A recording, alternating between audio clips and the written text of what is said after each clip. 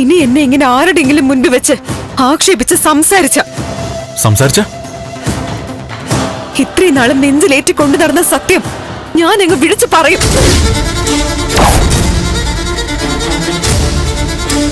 നിനക്ക് എന്ത് അധികാരം എന്ന രീതിയിലാ നന്ദുന്റെ അമ്മ ഇവിടെ വന്നപ്പോ മുതല് എന്നോട് ഏറ്റവും കൂടുതൽ ആവർത്തിച്ച് ചോദിച്ചത്. ഇനിയും ചോദിച്ച ഈ വീട്ടിൽ എന്റെ അധികാരം മകൻ കെട്ടിയ താലിയാണെന്ന് മുഖത്ത് നോക്കി പറയും ഞാൻ.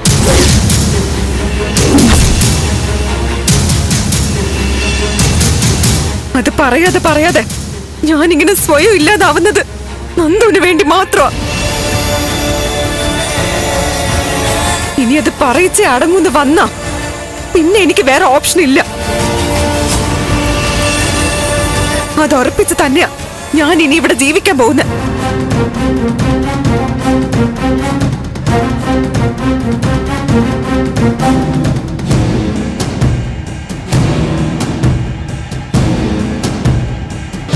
ആ കാര്യത്തിൽ നന്ദു ഇനി എനിക്കൊരു പിൻവിളി ആവരുത്.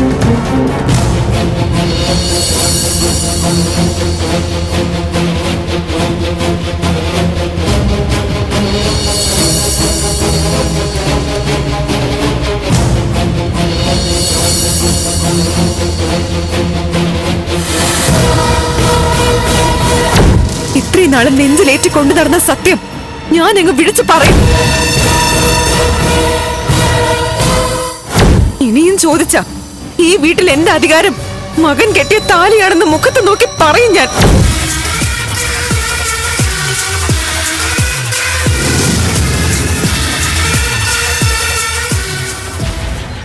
താൻ ഇങ്ങനെ ടെൻഷൻ ആവാതെ കാര്യം എന്താന്ന് പറയ് പ്രഭ. ആർക്കെങ്കിലും എന്തെങ്കിലും അപകടം സംഭവിച്ചോ? എന്താ പറ്റിയത്? എങ്കിൽ പോലും ഇത്രയ്ക്ക് പേടിക്കണ്ട ജാനകി. അതിലും വലിയ ട്രാജഡിയാ സംഭവിക്കാൻ പോകുന്നത്. എനിക്ക് ആലോചിച്ചിട്ട് തലയ്ക്ക് തീ പിടിക്കുന്ന പോലെ തോന്നുക. റിലാക്സ്. എന്തു വന്നാലും നമ്മൾ നേരിട്ടല്ലേ പറ്റൂ. താൻ കാര്യം പറയേ. എല്ലാവരും കേൾക്ക വിളിച്ചു പറയുമെന്നാ പറയുന്നത്. അതോടെ കഴിഞ്ഞുവല്ല. എന്ത് വിളിച്ചു പറയൂന്ന്? ആരുടെ കാര്യ താനീ പറയുന്നേ? നന്ദൻ താലി കെട്ടിയ പെണ്ണാണെന്ന് അവള് വിളിച്ചു പറയും. അവളത് തീരുമാനിച്ചു കഴിഞ്ഞു. എന്താ പെട്ടെന്ന് അവൾ അങ്ങനെ പറയാൻ കാരണം? ഇന്ന് കിച്ചണിൽ വെച്ച് ഒരു ചെറിയ പ്രശ്നം ഉണ്ടായി. ഞാനൊന്ന് വഴക്ക് പറഞ്ഞു, അത്രേ ഉള്ളൂ. ഓഹോ, കിട്ടിയ ചാൻസിൽ എല്ലാ ദേഷ്യവും വെച്ച് ഹൈ ഡോസ് കൊടുത്തു കാണും അല്ലേ? ഇല്ല ജാനകി, ഈ വീട്ടില് ജോലി ചെയ്യുമ്പോ തെറ്റ് കണ്ടാ ഞാൻ പറയണ്ടേ? പഴയ ദേവികയല്ല ഇപ്പൊ ഈ വീട്ടിൽ നിൽക്കുന്നത്. അവൾ എന്തിനും മുഖത്ത് നോക്കി മറുപടി പറയാനും തുടങ്ങിയിരിക്കുന്നു. ഒരു പേടിയുമില്ലാതെ എന്നോട് നോ പറയാൻ തുടങ്ങിയിരിക്കുന്നു. ക്ഷമയുടെ നെല്ലിപ്പലകയിലാണ് ഞാനിപ്പോ നിൽക്കുന്നേ. അവളെ ഇവിടെ നിലനിർത്തേണ്ടി വന്നത് തന്നെ എനിക്ക് സംഭവിച്ച വലിയൊരു തോൽവിയാ. അവൾ അങ്ങനെ പറയാൻ കാരണം എന്താ? അവള് നന്ദനോട് കരഞ്ഞു പറഞ്ഞ് അവനെ ഭ്രാന്ത് പിടിപ്പിച്ചു. അവൻ അവളെയും കൊണ്ട് എന്നോട് ചോദിക്കാൻ വരികയായിരുന്നു. എന്നിട്ട് അവള് തടഞ്ഞതുകൊണ്ട് മാത്രം അവൻ അടങ്ങിയത്. ഏത് നിമിഷവും ആ സത്യം ഇവിടെ പൊട്ടിത്തെറിക്കും. അതോടെ കഴിഞ്ഞുവെല്ലാം. പിന്നെ ജീവിച്ചിരുന്നിട്ട് ഒരു കാര്യമില്ല. ഞാൻ ഈ വീടിന് തീ കൊളുത്തും. കത്തി തീരട്ടെ എല്ലാം. എല്ലാരും ആ തീയിൽ കിടന്ന് വെന്ത് വെണ്ണീറായി കത്തിയുള്ളൂ. എന്നാലും അവളുടെ മോഹം ഞാൻ നടത്തില്ല. നടക്കാൻ ഞാൻ സമ്മതിക്കില്ല. ഏയ് പ്രഭ, കൂൾ ഡൗൺ. എന്താ ഇത്? താൻ ഇങ്ങനെ നെർവസ് ആവാതെ കൂൾ ഡൗൺ. ഒരു കാര്യം ചെയ്യ്, താൻ ഇങ്ങി വാ. വരാൻ പറ്റുമോ? അല്ലെങ്കിൽ വേണ്ട, റിലാക്സ്. ഈ കണ്ടീഷനിൽ താൻ വണ്ടി ഓടിച്ച് വരണ്ട. ഞാൻ അങ്ങോട്ട് വരാം. ഓക്കെ?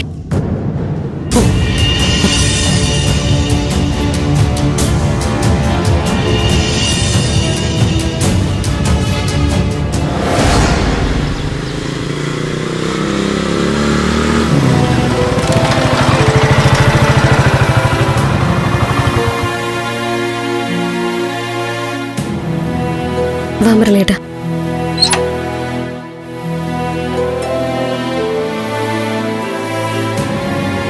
വാ. നിക്കടി അവിടെ. നീ പടി ചവിട്ടി പോരുത്.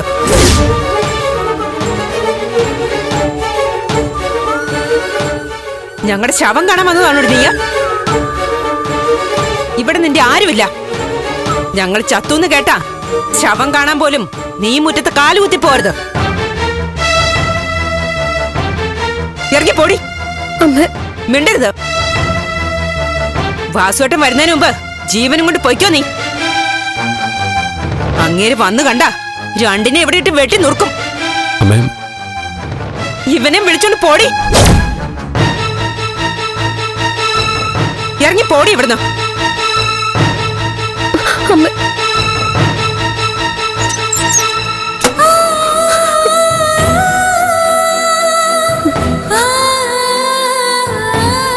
സന്തോഷമായോ?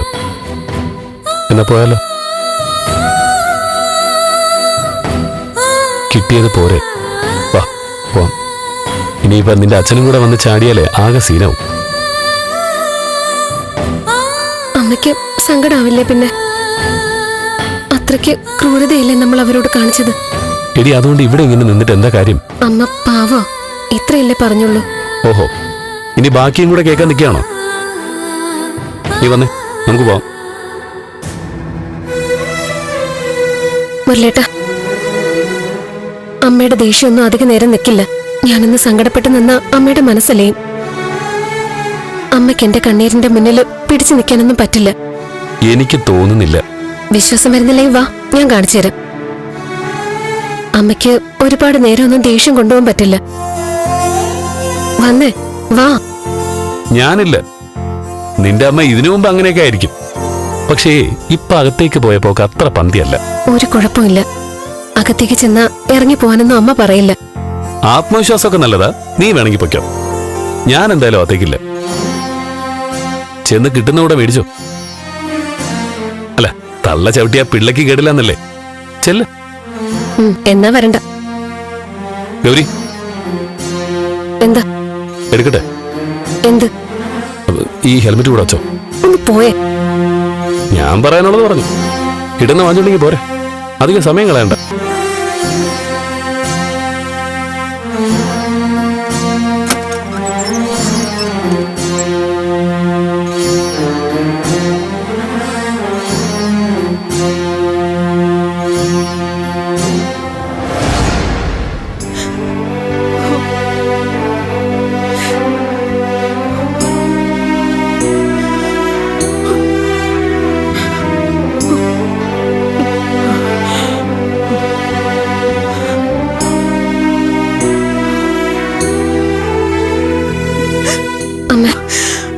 തൊട്ടുപോര് തന്നെ.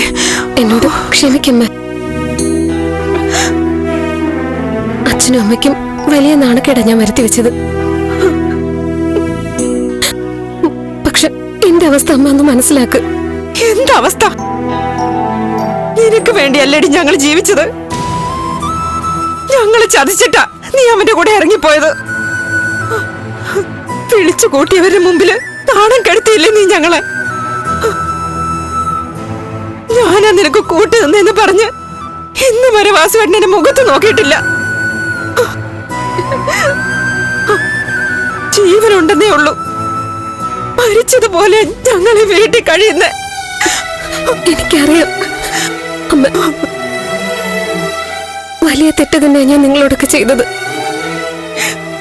പക്ഷെ എല്ലാം ഞാൻ അമ്മയോട് പറഞ്ഞിട്ടുള്ളതല്ലേ.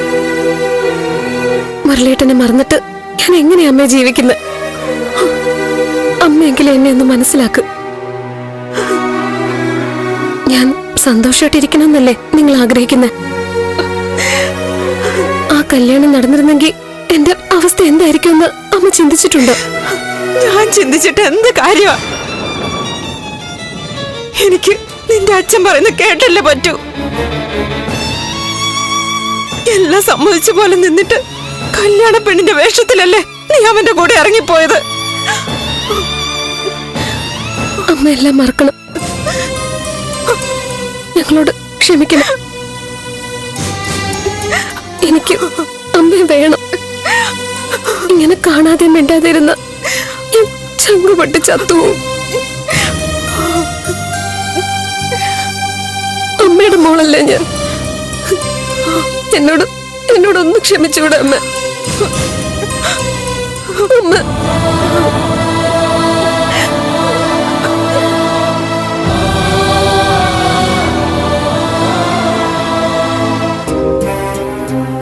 നീ ഇവിടെ? ഞാനിവിടെ ഗൗരിയുടെ വീട്ടില്. അവൾക്ക് ഇവിടെ വരെ വരണമെന്നൊരു ആഗ്രഹം. ആഹാ. ഫസ്റ്റ് കൊലവിളി അവളുടെ അമ്മയുടെ വക കഴിഞ്ഞു. ഗൗരിയുടെ അച്ഛനുണ്ടോ അവിടെ? എടാ, ഉണ്ടെങ്കിൽ നിന്നെ ഇങ്ങനെ വിളിക്കാനുള്ള ഗ്യാപ്പ് എനിക്ക് കിട്ടുമോ? ആള് പുറത്തെവിടെ പോയിരിക്കുക. ഗൗരിയോ? ഗൗരി അമ്മയുടെ പിന്നാലെ അകത്തേക്ക് പോയിട്ടുണ്ട്. വലിയ പ്രശ്നമൊന്നും അകത്തില്ലെന്ന് തോന്നുന്നു. ശബ്ദങ്ങളൊന്നും കേൾക്കുന്നില്ല. പക്ഷേ ഏത് നിമിഷവും അച്ഛൻ വരും. ഈ പുറത്തപ്പോരടിക്കുള്ള സാധ്യതയൊക്കെ ഉണ്ട്. ഞാൻ വരണോ? ഏയ് വേണ്ട വേണ്ട. ആവശ്യത്തിനുള്ള പ്രശ്നങ്ങൾ നിനക്ക് വീട്ടിൽ തന്നെ ഉണ്ടല്ലോ. അതിന്റെ കൂടെ ഇനി ഇവിടെ നിന്നും കൂടെ മേടിച്ചു വെക്കണ്ട. ഒന്ന് പോടാ. ആ, അടി ഉറങ്ങാറായി. അവളുടെ അച്ഛൻ വന്നിട്ടുണ്ട്. ശരി, ഞാൻ പിന്നെ വിളിക്കാം.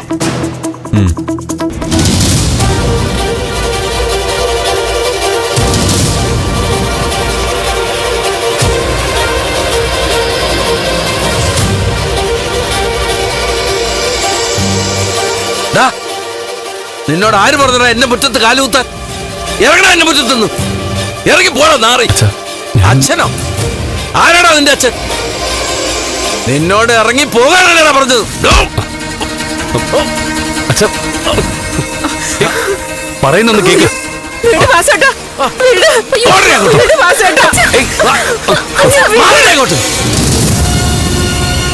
ദേഹത്ത് തൊട്ട് പോരുത്.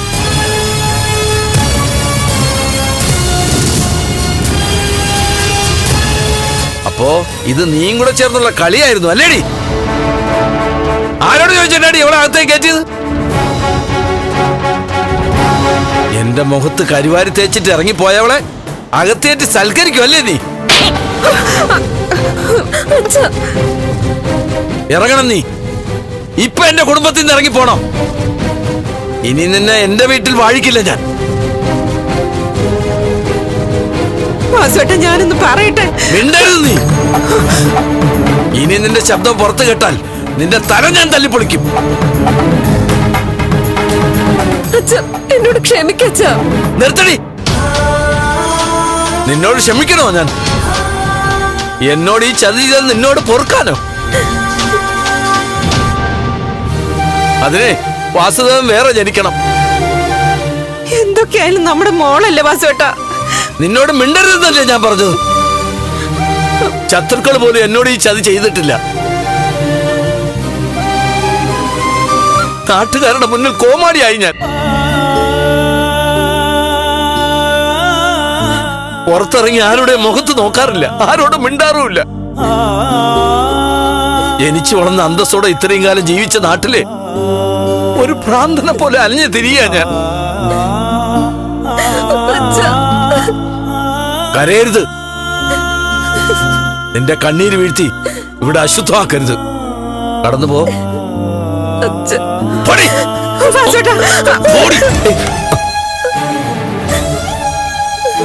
ഇനി ഞാൻ ചത്തുന്ന് കേട്ടാ പോലും ഈ മണ്ണിൽ കാലുകുത്തരുത് നീ. അച്ഛാ, പിടിച്ചെന്നെ പോടാ ഇവിടെ. ഇനി നിന്നാ ഞാൻ വെട്ടുകത്തിയെടുക്കും. പോകാനാ പറഞ്ഞേ.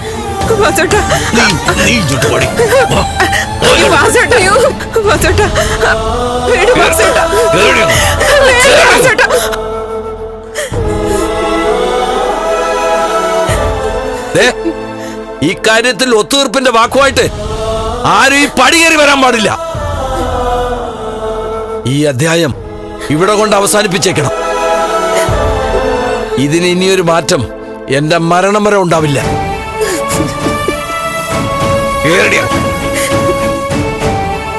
ഇറങ്ങിപ്പോടാ എന്റെ വീട്ടിൽ നിന്ന്.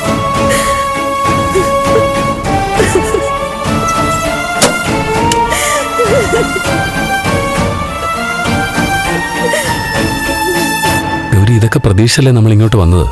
നീ കരയാതെ. മുരളേട്ട, അച്ഛൻ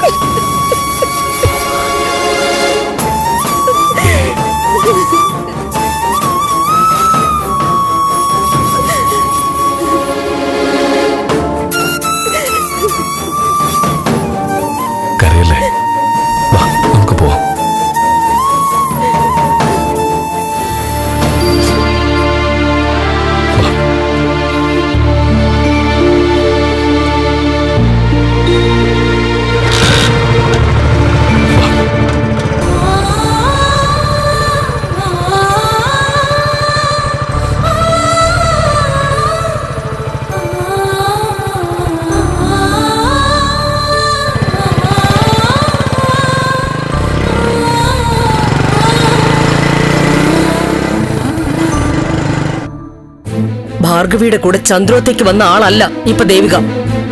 അവൾ ആളാകെ മാറിപ്പോയിരിക്കുന്നു. ആര് പറഞ്ഞു അവള് മാറിയെന്ന്? ഇതാവും അവളുടെ ശരിയായ സ്വഭാവം. ആദ്യം വന്ന് നിന്ന അവസ്ഥയല്ലല്ലോ ഇപ്പോ. ശരിയാ, ഇപ്പൊ അവൾക്ക് നന്ദന്റെ ശക്തമായ പിൻബലമുണ്ട്. അല്ലെങ്കിൽ ഇവിടെ വന്ന് കയറിയിട്ട് ഇത്രയ്ക്ക് തന്റെ ഇടവും ധൈര്യവും ഒന്നും കാണിക്കില്ലല്ലോ. അവൾക്കിപ്പോ ഈ കാര്യം ഓപ്പറേറ്റ് ചെയ്യേണ്ട രീതി പിടികിട്ടി. അതിന്റെ ധൈര്യ അത് വലിയ അപകടം ചെയ്യും. അവൾ എല്ലാ സത്യങ്ങളും എല്ലാവരും കേൾക്കെ വിളിച്ചു പറഞ്ഞാൽ നമുക്ക് പിന്നെ ഈ കാര്യത്തിൽ ഒന്നും ചെയ്യാനില്ല. നന്ദൻ അവളെ സപ്പോർട്ട് ചെയ്യും. രജനിയും അവന്റെ ഒപ്പമേ നിൽക്കൂ. മീരയും കൂടി അറിഞ്ഞ എല്ലാം കഴിഞ്ഞു. അതവൾക്ക് നന്നായിട്ടറിയാം. എനിക്കത് ആലോചിക്കാൻ പോലും വയ്യ. എന്തെങ്കിലും സഹിക്കാൻ വയ്യാത്ത പ്രശ്നം ഉണ്ടായാലേ ദേവിക്ക് അത് വിളിച്ചു പറയൂ. പക്ഷേ വലിയ അപകടം സിദ്ധുവാ. സംസാരിക്കാൻ തുടങ്ങിയാൽ സിദ്ധു ആദ്യം പറയാൻ പോകുന്നത് ഈ കാര്യമായിരിക്കും അല്ലേ? എന്താ സംശയം? സിദ്ധു സംസാരിച്ചു തുടങ്ങുന്നതിന് മുമ്പ് ഈ കാര്യത്തിൽ ഒരു തീരുമാനം ഉണ്ടാവണം. നാളെ ഹോസ്പിറ്റലിലേക്ക് പോവുമല്ലോ. അവിടെ ആകുമ്പോ സെർവൻസിന്റെയും മറ്റു ശല്യം ഉണ്ടാവില്ല. അവിടെ നിന്ന് പോകുന്നതിന് മുമ്പ് അവളെ ഡിസ്പോസ് ചെയ്യണം. നമുക്കതിന് ഒരു വഴി കണ്ടുപിടിക്കണം. ഞാൻ ആദ്യം പ്ലാൻ ചെയ്തത് അങ്ങനെയാ. പക്ഷെ അത് വേണ്ട. പിന്നെ അവളുടെ സർവീസ് ആശുപത്രിയിലേക്ക് പോകും വരെ മതി. ഹോസ്പിറ്റലിൽ ഞാനില്ലേ, അത് മതി. പക്ഷേ അവളില്ലെങ്കിൽ സിദ്ധു ഫുഡും മെഡിസിനും ഒന്നും കഴിച്ചില്ലെങ്കിലോ? അതൊക്കെ പേടിച്ച് മുന്നോട്ട് പോകാൻ പറ്റുമോ? അങ്ങനെയുള്ള വാശികളെല്ലാം ഡോക്ടർ കൈകാര്യം ചെയ്തോളൂ. അങ്ങനെയാണെങ്കിൽ ഈ തീരുമാനം തന്നെയാ നല്ലത്. അവള് പോയാൽ എത്രയും പെട്ടെന്ന് നന്ദന്റെയും മീരയുടെയും കല്യാണം നടത്തണം. നന്ദൻ അതിന് സമ്മതിക്കില്ലല്ലോ. ഇപ്പോഴത്തെ അവസ്ഥയിൽ സമ്മതിക്കില്ല എന്ന് ഉറപ്പാ. ജീവിതമല്ലേ ജാനകി, അവസ്ഥകൾക്ക് മാറ്റം വരും, മാറ്റം വരുത്തും.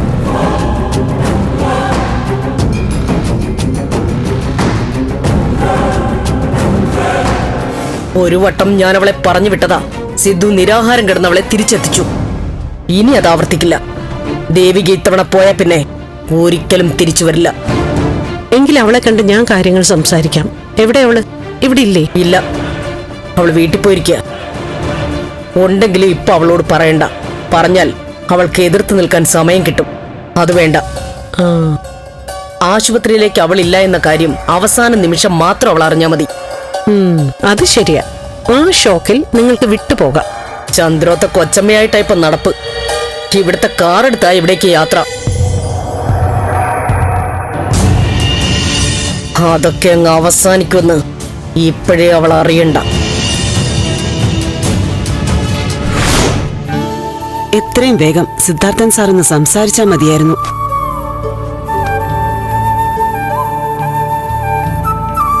അല്ല മോളെ, സാറിന്റെ കൂടെ മോള് പോകുന്നതില് നന്ദന്റെ അമ്മയ്ക്ക് എതിർപ്പൊന്നുമില്ലേ? എതിർപ്പുണ്ടാവാതിരിക്കില്ല. അവരുടെ സ്വഭാവം അതല്ലേ. പക്ഷെ അത് കാണിക്കാൻ പറ്റില്ലല്ലോ.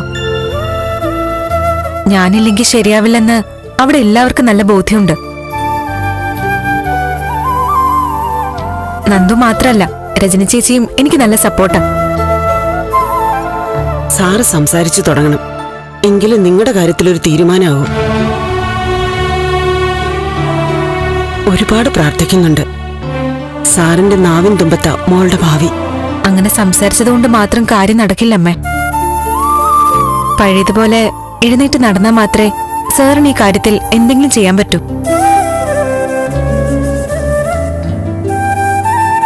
നല്ല ശക്തമായി തന്നെ ഇടപെടണം. എങ്കിലും നന്ദുന്റെ അമ്മ അനുസരിക്കും. അല്ലെങ്കിൽ അവര് വിചാരിച്ച പോലെ കാര്യങ്ങളെല്ലാം ചെയ്യും. ശരിയാ. സാർ എഴുന്നേക്കുന്നതിന് മുൻപ് പ്രഭാന്റെ കല്യാണം നടത്താൻ നോക്കും.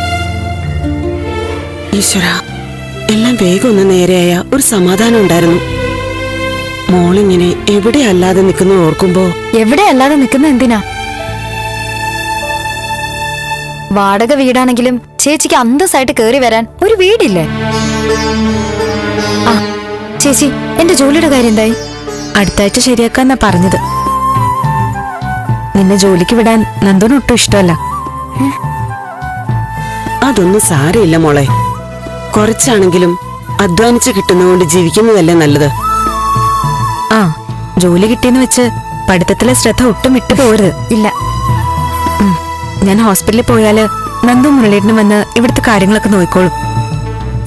എന്താവശ്യമുണ്ടെങ്കിലും അവരോട് പറഞ്ഞാ മതി.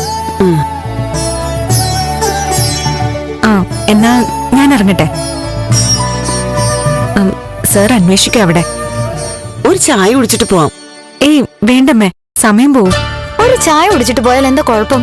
ഞങ്ങള് പാവപ്പെട്ടവരുടെ വീട്ടിൽ നിന്നും ഒരു ചായ കുടിക്കാലോ. നിനക്ക് അങ്ങനെ തന്നെ വേണം. നിന്റെ നാവിന് ഇത്തിരി നീളം കൂടുതലാ. ഞാൻ പറഞ്ഞാൽ എന്താ കുഴപ്പം? ഇപ്പൊ ചേച്ചി വലിയ കോടീശ്വരിയല്ലേ?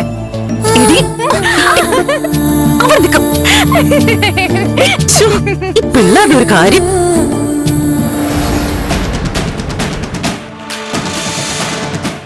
ഉമ്മേ, എടീ ഉമ്മേ.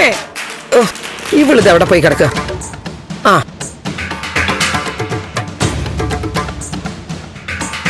അവര് വന്നില്ലേടി? ഇല്ല. ഇല്ലേ? ഇതെന്താ ഇത്ര താമസിക്കുന്നത്? എന്നാ ഞാൻ പോട്ടെ. അവര് വന്നോന്ന് നോക്കാൻ മാത്രം വന്നാണോ? ആ, എനിക്ക് അവിടെ ഇരുന്നിട്ട് ഒരു സമാധാനം ഇല്ലടി. അംഗത്തിന് കച്ചമുറുക്കി ഉമ്മറത്ത് തന്നെ റെഡിയായിട്ട് കാത്തു നിൽപ്പുണ്ടല്ലോ.